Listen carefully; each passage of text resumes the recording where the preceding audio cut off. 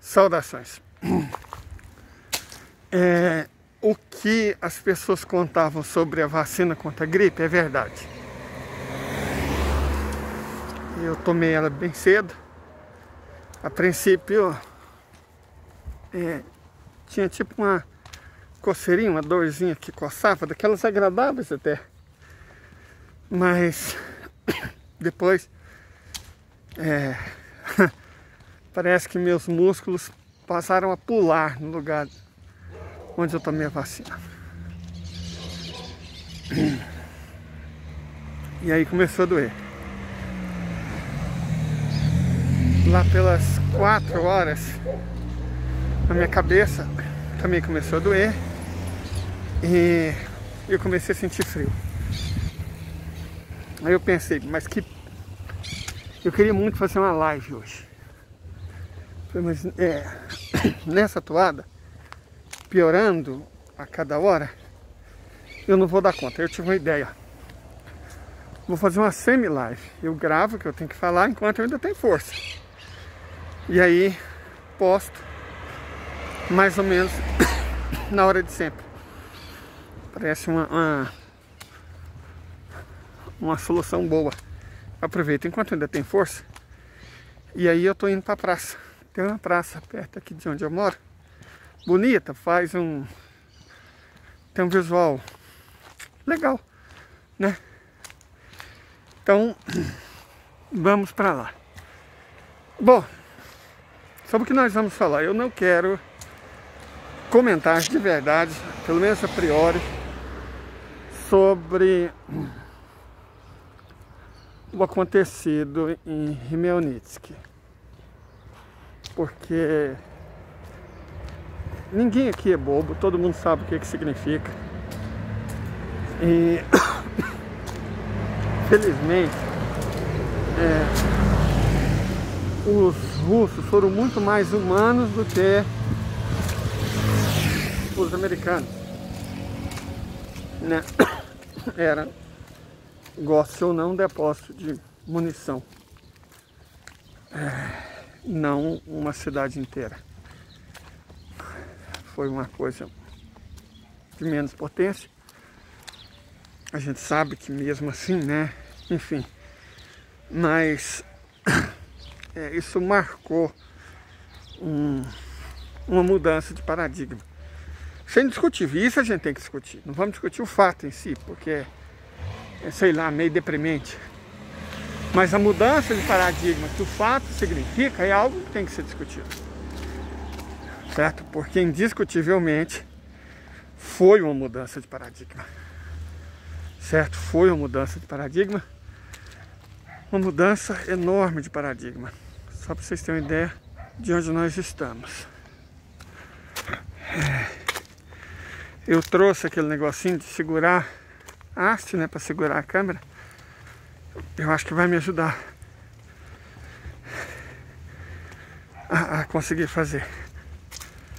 A gente não sabe por quanto tempo, mas enquanto tem força, tem esperança. A gente está lutando. De toda forma, o ponto aqui, o cara, não sei se é o Covid, né, que eu não tenho mais a memória que eu tinha, mas aquele famoso coronel americano que tem bom senso e comenta sempre sobre geopolítica, ele publicou um vídeo, numa entrevista, né, que ele fala algumas coisas que eu até postei no meu Twitter. Ele fala que o óbvio, né? Mas parece que os americanos não querem ver. A Rússia não é a Síria. A Rússia não é o Iraque. A Rússia não é o Afeganistão. A Rússia vai vencer a guerra. A Rússia vai esmagar a Ucrânia. E que depois disso a OTAN vai deixar de existir, porque ela já não vai mais fazer sentido. E provavelmente o próprio dólar teria problemas. Os Estados Unidos teriam problemas terríveis com isso.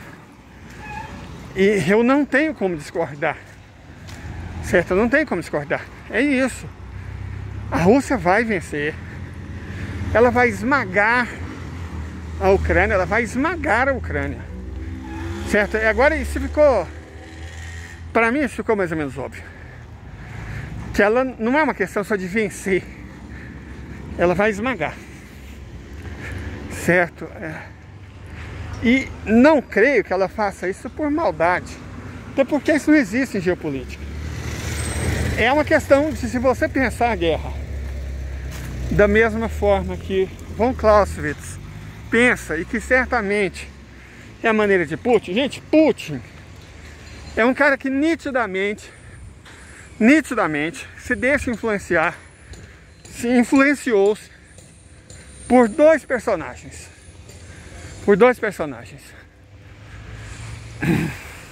Soloviev e von Clausewitz.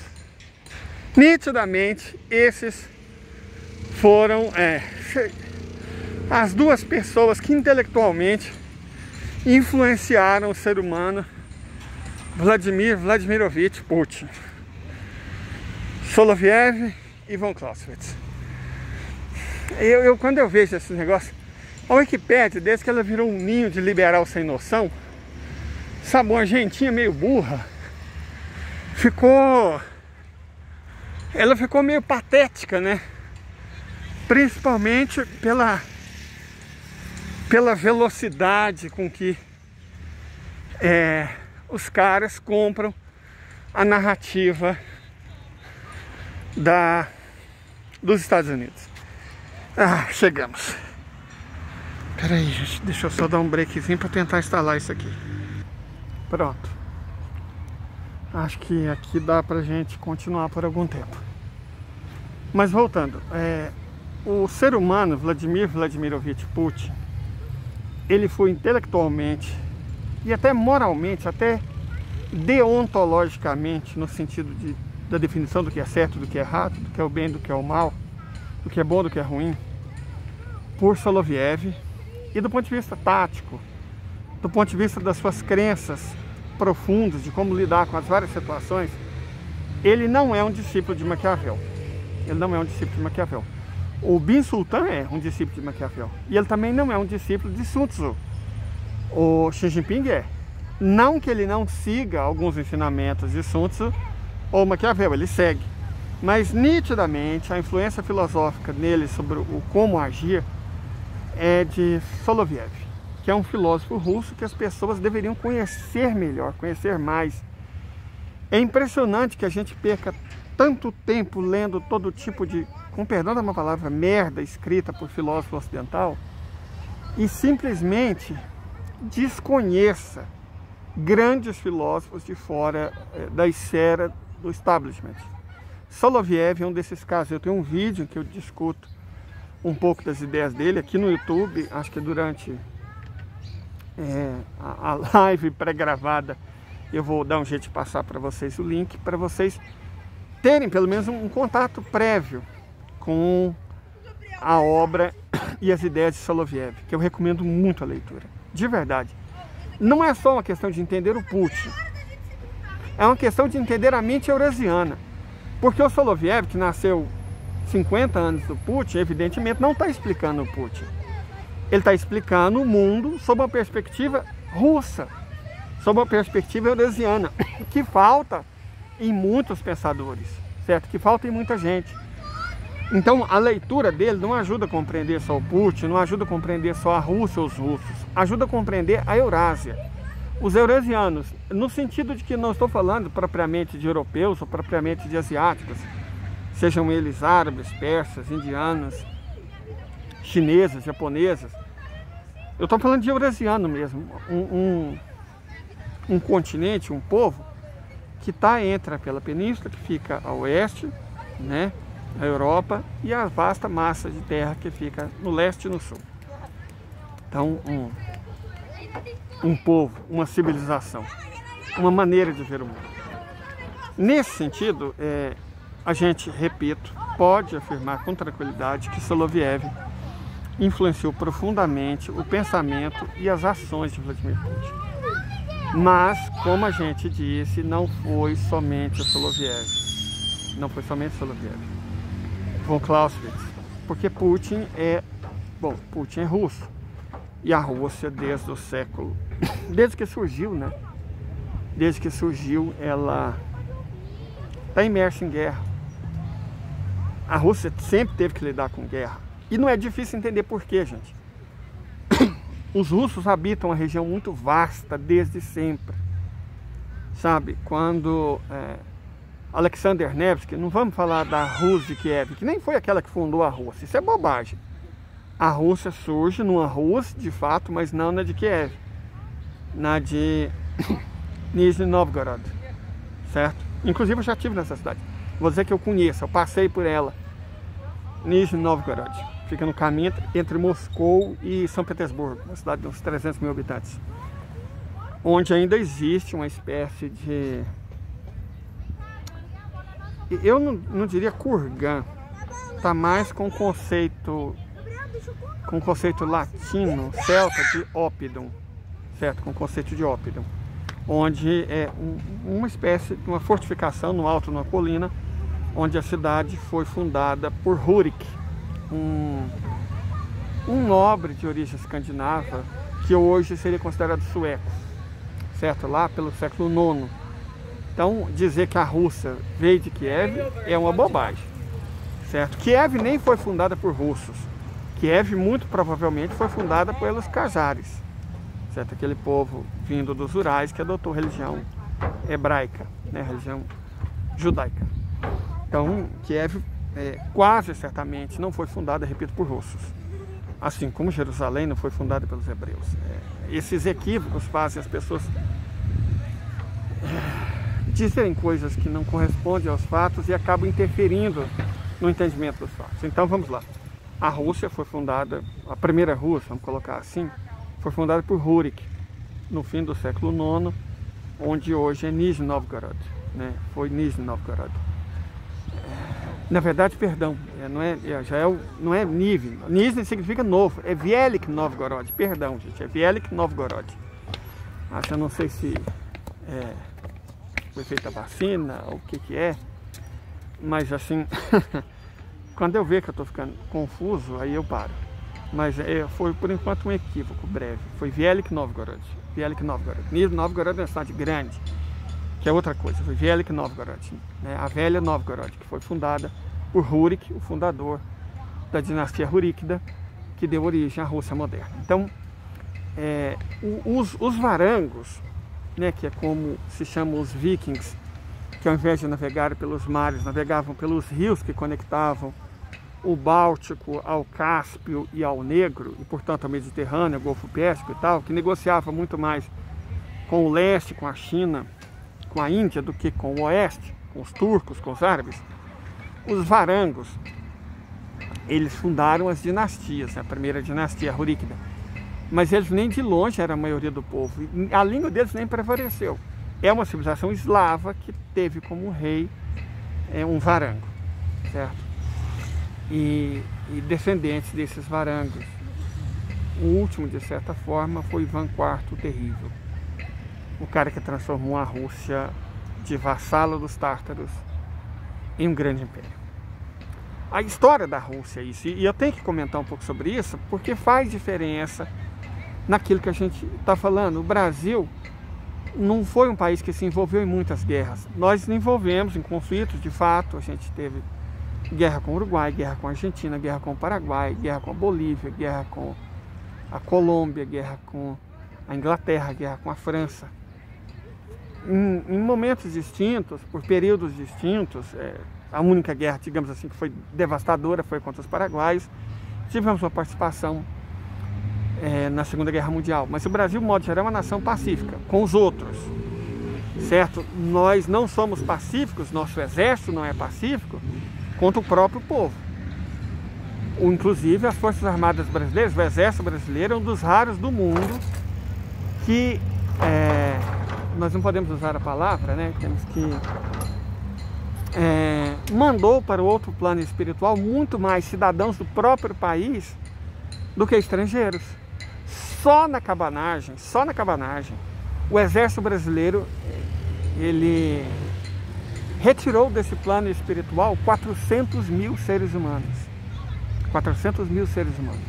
Que foi mais do que em todas as outras guerras que o Brasil se envolveu. Então, isso nós não estamos considerando a revolta de Beckman, a Confederação do Equador, a Canudos, o contestado em Santa Catarina, a ditadura militar. Então o exército brasileiro é uma máquina homicida dirigida contra o próprio povo. Esses covardes, esses parasitas sustentados pela nação, pelos brasileiros, eles têm como inimigo o povo e eles se aliam, primeiro a Inglaterra, agora os Estados Unidos. São cachorrinhos fraudiqueiros, são ao mesmo tempo os poodles e os Rottweilers dos Estados Unidos. Poodles no sentido de cachorrinho fraudiqueiro, que lambe o pé do dono, e Rottweiler contra o povo brasileiro. Agora as notícias estão saindo, né? Que o Brasil gasta mais dinheiro com o Ministério da Defesa do que a soma gasta com saúde e educação. Está saindo a notícia que o Brasil paga muito mais para pensão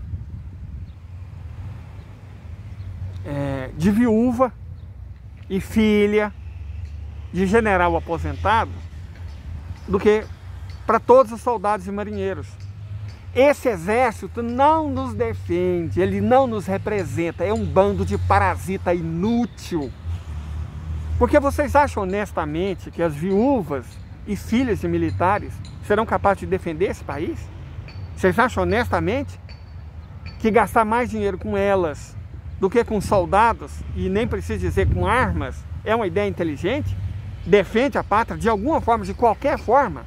Eu não estou entrando no mérito de serem golpistas, covardes, traidores, incompetentes, genocidas. Não.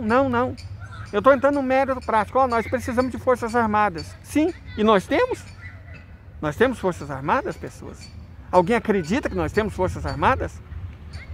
Se o gasto com aposentadoria e pensão é muito maior do que com arma, se o gasto com aposentadoria de viúva, com pensão de viúva e de filha de militar é maior do que com pagamento, com soldo de soldados e marinheiros, que é os que lutariam, ou você já acha que essa velharada inútil, parasita, ou com todo o perdão da má palavra, essas trambiqueiras que são sustentadas com dinheiro público, elas serão capazes de nos defender em caso de guerra?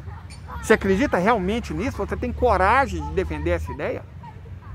Certo? Nós não temos capacidade de defesa, porque as nossas forças armadas não nos defendem.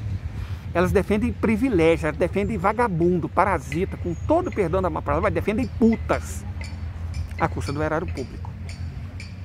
É para isso que as nossas forças armadas servem, para impedir a democracia, para impedir a normalização das escolhas pelos cidadãos, para oprimir o povo brasileiro, para impedir o nosso progresso, para impedir a nossa soberania, para impedir o nosso desenvolvimento em nome dos interesses dos Estados Unidos, e tudo isso sustentado, pago por nós.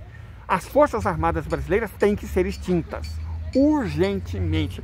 Nosso país não vai prosperar enquanto não extinguirmos as Forças Armadas. Nossa, Leida, a gente devia fazer só uma reforma. Não, a gente não tem que fazer só uma reforma. A gente tem que extinguir as Forças Armadas. Ah, mas como vamos nos defender? Nós estamos nos defendendo? Você acredita realmente que nós estamos nos defendendo? Mas se há uma necessidade de defesa, isso não é difícil de ser pensado. Na verdade, isso é simples.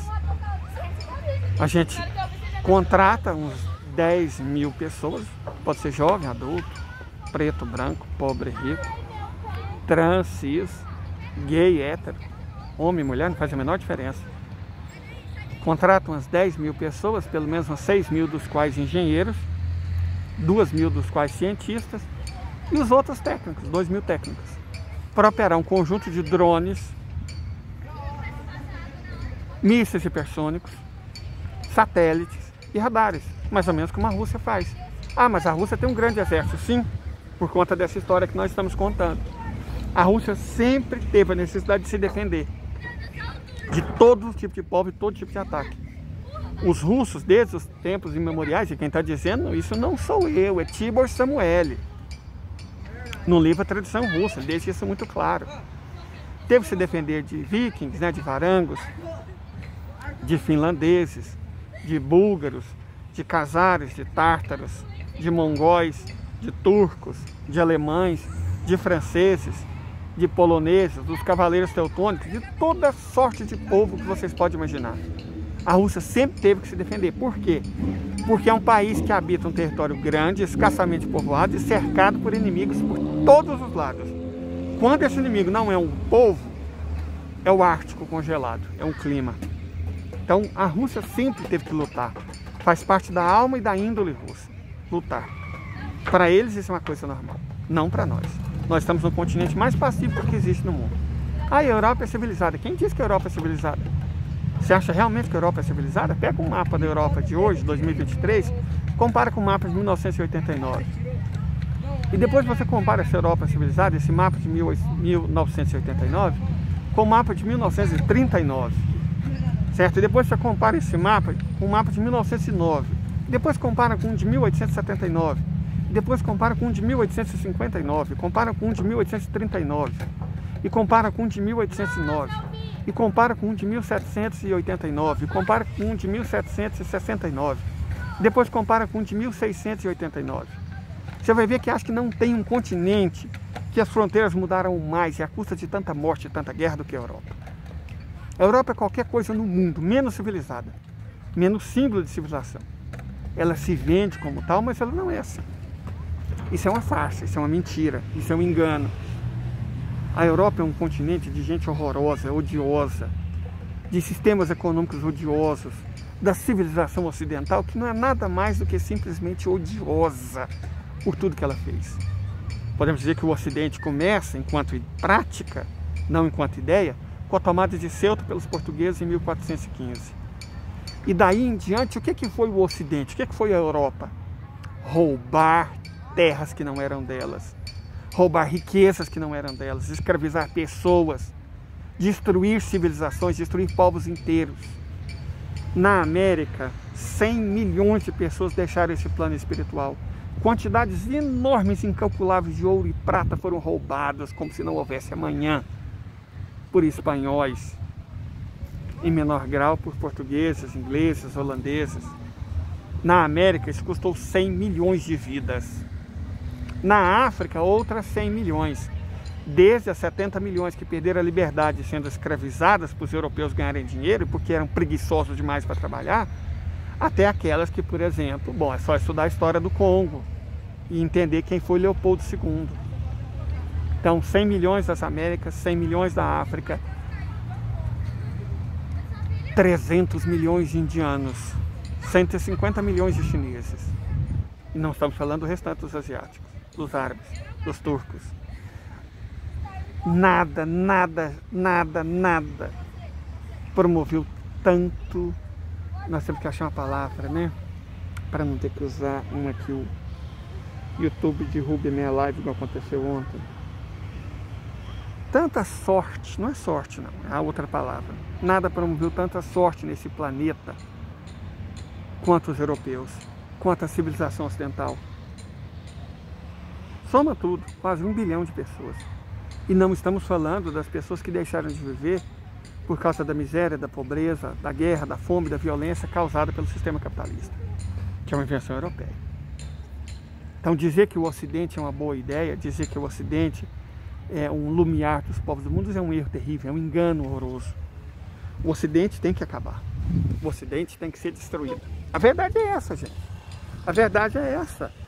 Sabe, a gente pode ficar aqui tentando se enganar por dias e dias e dias, tentando defender o indefensável pelo tempo que quiser, gente. Mas nada vai mudar isso. Nada vai mudar esse fato. Certo? Nada. O fato é esse. Essa civilização tem que ser destruída. Ela não vai cair por si mesma, como se fosse banana madura de um cacho. Ela tem que ser destruída. Começou em 1415 e tem que acabar. Tem que acabar. É claro que idealmente ela cairia de madura, podre, né? Mas isso não vai acontecer. Na história humana não é assim que as coisas acontecem. É por isso que eu tenho que concordar com o Soloviev. Tem certos tipos de paz que não valem a pena ser vividas. E eventualmente a guerra não é um mal necessário, ela é um bem menor. Ela tem que ser feita. Às vezes ela é o preço da liberdade, às vezes ela é o preço do progresso, ela é o preço da vida. Por mais contraditório que isso possa parecer. Esse é o fato. E é nesse sentido, gente, nesse sentido, que honestamente a gente tem que pensar algumas coisas. A minha tese pessoal é que o que eles soltaram em Khmelnytskyi foi um Anuque tático, mas um Anuque. Vamos expor novamente o que me leva a crer que foi um Anuque. Primeiro, padrão da explosão, principalmente da segunda explosão, difere bastante da explosão normal de Kinjal, mas esse é o fator menos relevante. O que sobrou do terreno depois da explosão, se vocês buscarem explosão de Kinjal e ver o que sobrou em Ivano-Frankivsk, ver o que sobrou em Pavlograd, ver o que sobrou em... Teve outro, onde teve outra soltada? Poltava. Vocês vão ver que é um buraco. É um buraco. Forma-se um buraco. E se vocês darem uma olhada no que sobrou depois da explosão de Khmelnytskyi, vocês não vão ver buraco. Vocês vão ver uma terra arrasada e limpa lateralmente, horizontalmente. E essa é a assinatura típica de outra arma, não um míssil Kinjal. Certo? Tem uma reportagem, até coloquei o link para ela na live de ontem, a segunda live, em que fala que a explosão de uma nuke pelos norte-coreanos produziu uma assinatura sísmica de 3,59 na escala Richter. E então, o artefato que explodiu em Khmelnytskyi produziu uma assinatura sísmica de 3,59 na escala Richter. Mas não é nem só isso. Nós explicamos ontem que o urânio não é só um metal muito denso, e por isso ele é usado para fazer munição, né? Não. O urânio é um metal de ponto de fusão muito alto, ponto de ebulição ainda mais alto. O ponto de ebulição do urânio é cerca de 4.400 graus Kelvin. E ele vira gás com 5 ou 6 mil graus, certo? E o máximo, uma termobárica normalmente atinge 1.500 graus. A termobárica muito poderosa, no centro dela atinge 3.000 graus. Então 3.000 graus é muito abaixo dos 4.400 graus necessários para o urânio ferver. E muito abaixo dos 5, 6.000 graus necessários para o urânio virar gás.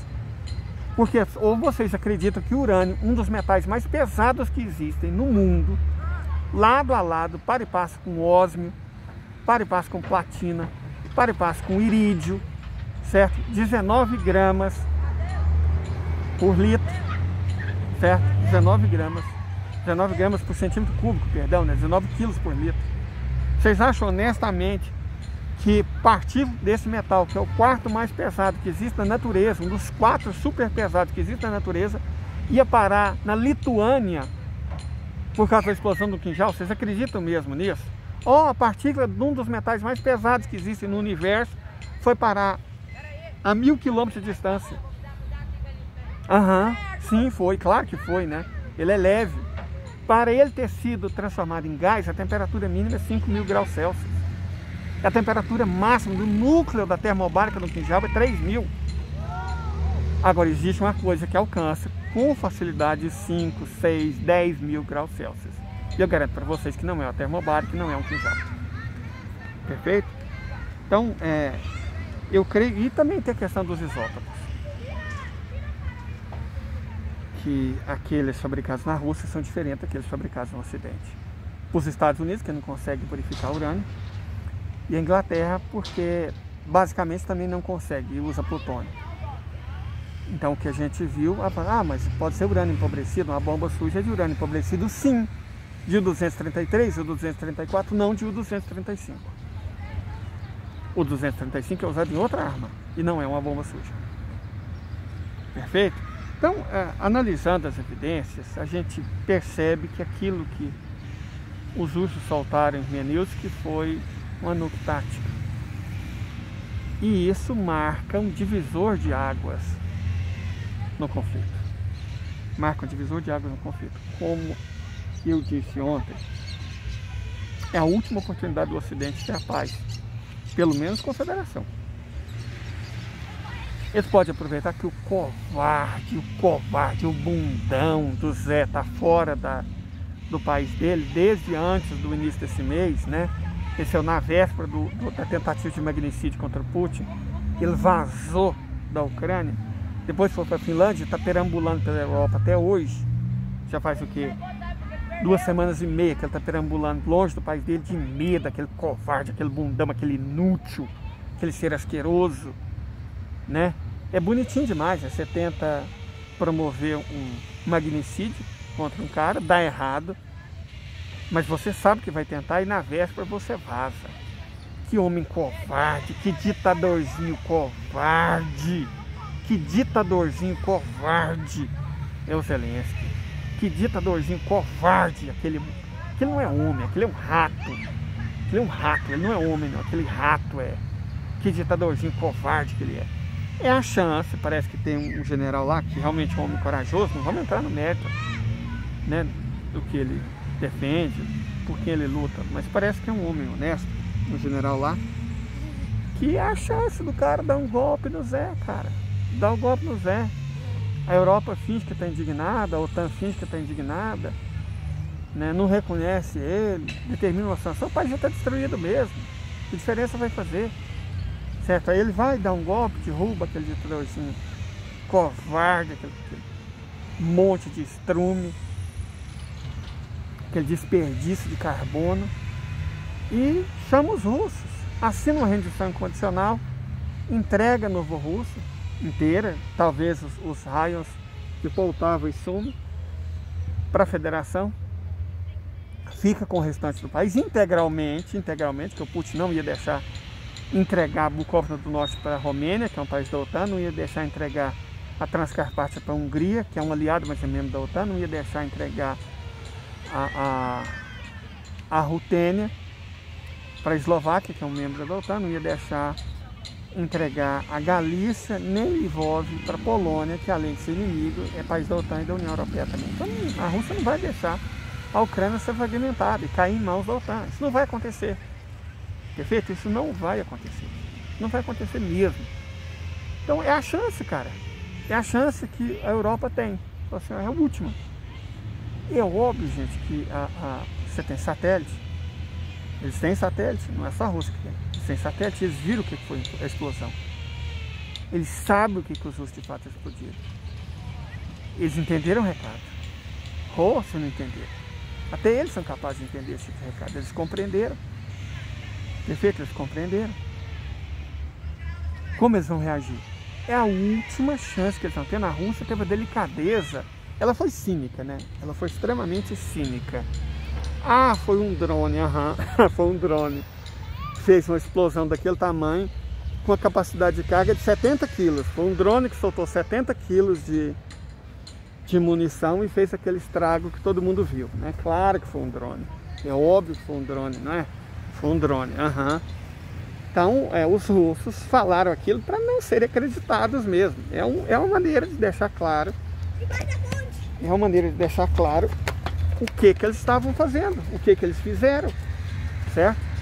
É isso, o que eles fizeram. Uma forma de deixar claro, a gente fez isso mesmo. E o próximo, como o próprio Medvedev, Putin, o Lavrov falaram, o próximo vai ser em vocês. É isso que vocês querem? É isso que vocês querem? Então, é a Rússia, Federação, mandando o último recado. Certo? Um último recado. Não é? Aliás, eu não diria um recado, é um aviso. Último. A última chance que a Europa tem. Faz isso, derruba o Zé. Transforma ele numa vítima, num Marte, põe ele para morar em alguma cidade obscura dos Estados Unidos, até chegar o dia em que a Spetsnaz com certeza vai pegar ele. Se a Spetsnaz não pegar, o próprio povo dele vai pegar ele algum dia. Mas é melhor do que o outro fim. certo? Então, a Europa está tendo uma chance, o mundo está tendo uma chance. Mas o que eu acho pessoalmente, o que eu acredito pessoalmente? Eles vão desperdiçar a chance, como eles desperdiçaram todas até agora. O coronel, que eu falei, gente, eu queria tanto lembrar o nome dele, mas alguém aqui nos comentários vai lembrar, com certeza, o coronel do qual que eu estou falando, que é um analista geopolítico dos Estados Unidos. É Ryder, Scott Ryder, Ritter, Scott Ritter, um negócio assim, acho que é Scott Ritter, né? O nome dele é Scott Ritter.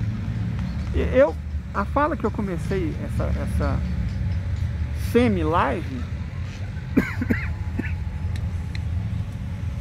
é um mote, cara. Ele falou, nós não temos condição de vencer a Rússia. A Rússia não é o Iraque, a Rússia não é o Afeganistão, a Rússia não é a Síria, a Rússia não é a Líbia. Nós não temos a menor condição de vencer a Rússia. A Rússia vai derrotar a Ucrânia, vai esmagá-la. É o que vai acontecer, gente. O Scott Ritter, acho que esse é o nome dele mesmo, ele avisou. E o Ocidente, como sempre, vai fazer ouvidos mocos. Vai fazer ouvidos mocos, vai fingir que não é com ele. É isso que vai acontecer. Certo? Bom, aí não tem como a gente ser otimista, né? Porque se eles perderem essa chance, o que eles vão fazer? A Itália está mandando mais arma, a França está mandando mais arma, a Inglaterra está mandando mais arma, os Estados Unidos estão mandando mais arma, tirando da boca do próprio povo que está passando frio, fome, desemprego, que está tendo dificuldade. Gente, as cidadãs dos países deles estão tendo que se prostituir para colocar comida na boca dos filhos, dos irmãos. E isso não comove esses bastardos filhos de chocadeira? Isso não comove eles? As pessoas passando dificuldade, passando fome, perdendo a dignidade, só para eles brincarem de fazer guerrinha, só para eles aumentarem os lucros das empresas americanas que trabalham com isso como nunca. Eu vou colocar aqui nos comentários um gráfico que mostra que o Nasdaq caiu, que a Bolsa de Valores caiu, mas as empresas líderes do complexo industrial militar, as ações delas subiram como nunca, os lucros delas subiram como nunca. Para aumentar o lucro de empresa que vende arma, compensa sacrificar um povo, uma nação, uma história inteira? É óbvio que compensa, para eles compensa. E se para eles compensa, qual que é a chance da paz? Nenhuma, gente, nenhuma. Eles vão perder essa última oportunidade que os russos estão dando para eles. Eles vão perder, escrevam. Eu posso estar errado, eu queria demais estar errado, queria muito estar errado. Queria que a OTAN, que os europeus aceitassem essa proposta de paz bem disfarçada, que preserva a dignidade deles. Queria demais, gente, é óbvio que eu queria. Eu sou um cidadão desse planeta, sou da espécie humana mesmo que você, que seus filhos, seus irmãos, seus amigos, seus amores, seus pais, suas mães. Eu sou da mesma espécie. Se o pior acontecer, quem vai escapar? Ou em que condições vai escapar? Certo? E aí você vê esses bastardos, esses filhos de chocadeira, agindo para que o pior aconteça. E, cara, o que a gente pode fazer? O que a gente pode fazer? A federação está disposta. A China está cada vez dando mais sinais que também está disposta a ir no limite. O Irã sempre esteve disposto. A Coreia do Norte sempre esteve disposta. A Índia, Indonésia, Cazaquistão. Depende do que acontecer, a Turquia também. E acredito que o Erdogan vença. Eles não vão trocar a soberania, o orgulho, a liberdade de verdade deles, a nacionalidade deles, pelo direito de fazer desfile gay, não, gente. Sabe, eu vi uma análise tem uma newsletter que eu assino, Últimas Palavras. Acho que é Últimas Palavras. Não é Últimas Palavras. Outras Palavras, perdão. A cabeça, ou tanto no rosinho que a gente toma, vai deixando eu meio lento, mas eu ainda consigo raciocinar. Outras Palavras, perdão, segundo erro que eu comi a pesquisa. Outras Palavras. Ele comentou uma coisa que é fantástica, um artigo que é fantástico. É o seguinte, ó. A direita, ela é reativa, a extrema-direita é reativa. Então ela mobiliza as pessoas reativas. E a esquerda insiste numa atitude passiva e conciliatória. E atrai indivíduos passivos e conciliatórios. A história mostra que sempre que um grande número de pessoas reativas enfrenta um grande número de pessoas pacíficas e conciliatórias, a história mostra quem ganha. E a história humana é exatamente essa cerda, já não sabe se tem criança nos vendo, né? Então vamos usar essa palavra, cerda, porque os reativos ganham. Sabe? Na verdade, gente, o identitarismo, essa tentativa liberal de conciliar, de empurrar a goela abaixo nas pessoas, pautas que não são as delas. Tá certo, a gente não quer só comida, a gente quer comida, diversão, balé. Mas a gente precisa de comida. Enquanto existir 30, 40 milhões de pessoas passando fome, vocês acham realmente que a preocupação das pessoas vai ser sigla? Vai ser letra? Vai ser palavra em inglês? Enquanto existir uma multidão de desempregados, enquanto existir um punhado de pessoas sem esperança, sem fé, vocês acreditam realmente que a preocupação delas é garantir a parada gay? Por favor, gente. Primeiro recorte é de classe. Eu sou pobre. Eu me identifico como pobre. Eu estou do lado dos pobres, dos desesperançados, da classe média que está querendo tornar pobre. São dessas pessoas de que a gente está falando. A gente não pode abrir mão. A gente não pode abrir mão da classe média. Pelo menos não da classe média mais consciente. Por conta da classe média bovina, influenciada pelos democratas de Nova York e da Califórnia. Não. A classe média que quer manter seu padrão de consumo, a classe média que quer bem aos seus netos, que quer bem aos seus filhos, essa classe média a gente não pode abrir mão. Sabe? É dessa classe média que vem as pessoas mais reativas, que vem as pessoas da extrema direita. Por quê? Porque estão sentindo o padrão de vida delas caindo, desmoronando. O mundo delas desmorona e o que é que o governo faz? O que é que a esquerda faz? Nada! Nada! Porque tem muita esquerdinha aí preocupada com sigla, preocupada com palavra em inglês. Tem que estar preocupado com a manutenção do poder de consumo da classe média, sim! As pessoas têm direito de ter carro, de ter um bom carro, de ter uma casa, de se quiserem colocar o filho na escola particular, o neto na escola particular. Por que que isso é errado? Por que que isso é errado, gente? A gente tem que entregar essas pessoas de bandeja na mão da extrema-direita? Tem que entregar os pobres de bandeja na mão desses crentes, filhos de uma... Tem, realmente? Essas pessoas não têm consciência de classe. E nós temos, gente, nós temos consciência de classe.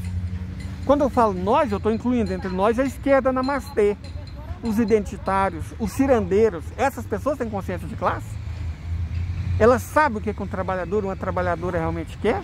Eles sabem que uma classe média também pertence à nossa classe? Será que eles sabem? Ou estão querendo viver o American Way of Life, o American Dream of Life, né? O American Dream. De letrinhas, de paradas. Gente, na boa, na real. Sabe, o tipo de gente que eu mais sofro ataque naquela rede social dos 280 caracteres é de esquerdista. A maior parte dos ataques contra mim vem de pessoas de esquerda. Exatamente, a esquerda cirandeira, a esquerda identitária, a esquerda Leblon, a esquerda Solzinho, a extrema esquerda, suposta extrema esquerda, né, pseudo-revolucionária. Essas pessoas são as que mais me atacam. Eu sou machista, sou misógino, sou fascista, sou preconceituoso, eu disfarço os meus preconceitos com discurso de blá blá blá. Eu defendo dos lados da guerra, eu torço para a guerra, eu sou um doente. Essas pessoas só conseguem argumentar assim, no ad hominem, só no ad hominem. Eu que não presto, eu que não valho nada. Os santos não, eles são ótimos. Eles são ótimos, e os iguais a eles são melhores ainda. Os iguais a mim são todos péssimos. Porque a gente não quer a verdadeira revolução. Porque a gente acha que é lícito uma pessoa ter o seu próprio carro. A gente acha que é lícito as pessoas colocarem o filho na escola particular se quiserem. A gente acha que é imperativo que todos tenham direito à dignidade.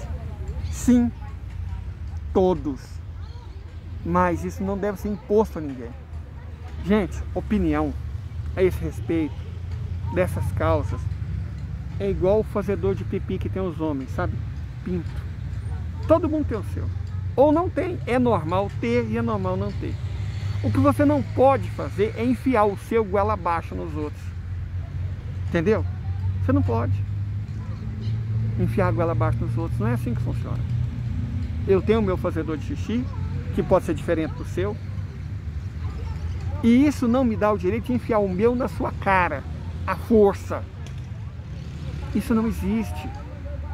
Então, é incrível como esses namastês da vida não praticam aquilo que pregam. Muito pelo contrário. Foi um agente soviético, né, que trabalhou em Bangladesh, que criou a expressão idiota útil, que vale para os MBL da vida, que vale para os Black Box da vida, que vale para os não bater copa. Se bem que aqueles é só desonesto mesmo, né? Mas os movimentos passe livre e os Black Box, não, mas sua maioria era imbecis mesmo. Pessoas que acreditavam que eram redivivas, né? Que sabia mais que o restante, que eram luminares, que o mundo precisava deles. Que eles é que sabiam tudo. Nós, os velhos, nós não sabemos nada. Os marxistas conscientes não sabem nada, os anarquistas como eu não sabem nada, os cristãos não sabem nada, a classe média não sabe nada, os brancos não sabem nada. A pessoa não tem o direito de ser branca. Se ela for branca, ela é burra. Eu sou pardo, mas sou pardo claro, então eu sou meio burro. Eu sou meio defeituoso. Eu sou meio sem consciência. Qual que é o problema? O que essa esquerda, essa pseudo-esquerda ganha adotando atitudes diversionistas, separando? O que eles ganham? É óbvio que eu não acredito em racismo reverso, gente, pelo amor de Deus. Não estou falando que racismo reverso existe, não. O que eu estou falando é que confrontar as pessoas pela cor da pele quando elas são brancas é tão estúpido que confrontar elas quando a cor da pele é preta. E se essa bobagem de lugar de fala, se for necessário lugar de fala, minha bisavó era Cranacore. Meus três avós, um era Guarani, o outro era um ser humano escravizado. Então eu não sou racialmente puro. É lógico que esse papo babaca normalmente é utilizado para defender quem faz fala racista, né? Aí tem um pé na cozinha. Mas vocês estão entendendo o contexto. Claro que vocês estão. Meu público é pequeno, mas eu tive a sorte de ser, de um modo geral, um público mais inteligente do que eu. Então eu posso falar, sem correr o risco de ser mal interpretado. Na verdade, eu vou acabar sendo mal interpretado. De alguma forma, alguém, sei lá, pega isso aqui e faz aqueles cortes, né? Pode acontecer. Mas a vida é assim. Como disse a presidenta Dilma, parafraseando, salvo engano, Guimarães Rosa, a vida exige coragem, né? A vida exige coragem. Nós estamos num momento da história humana em que a gente não pode se dar o luxo de ser bundão, cara. De ser bundão. Bundão no sentido amplo da expressão, sabe? Com perdão da palavra, de ser cuzão. A gente não pode se dar o luxo de ser cuzão também não. Certo? Não podemos nos dar o luxo de sermos cuzões uns com os outros. E quando eu falo esse negócio de ser cuzão uns com os outros, esse negócio de não julgar pela cor da pele, eu não estou falando só de racista. Estou falando de babaca de um modo geral, certo? Ó, já deu aviso que a bateria, eu estou usando o carregador, mas isso consome muito, que ela está acabando e que a memória também está. Então eu vou ficar por aqui. Eu não sei se eu consegui fazer um bom serviço nessa live improvisada aqui nessa praça, mas vocês podem ver que eu ainda estou com força, mas de vez em quando tem umas ondas de calafrio e eu sinto que eu não vou permanecer tipo super forte por muito tempo. Provavelmente eu vou me lascar até a noite por conta dessa vacina. Bendita vacina, né? Claro, pelo amor de Deus. Mas eu tô aqui e provavelmente, claro, eu vou estar vendo a exibição desse vídeo como se fosse uma live mesmo, uma live, e eu vou estar ao vivo. O vídeo pode não ter sido gravado ao vivo, mas eu vou estar. Se acabar de uma vez, é porque a bateria não aguentou. vou tentar acabar de maneira controlada. Mas a gente não sabe se isso vai acontecer, né? Ah, isso aqui é um lugar bonito, gente. Eu gosto disso aqui. A minha cidade tem alguns lugares bonitos. E eu amo praça, de verdade. É isso. Ah, eu sempre esqueço.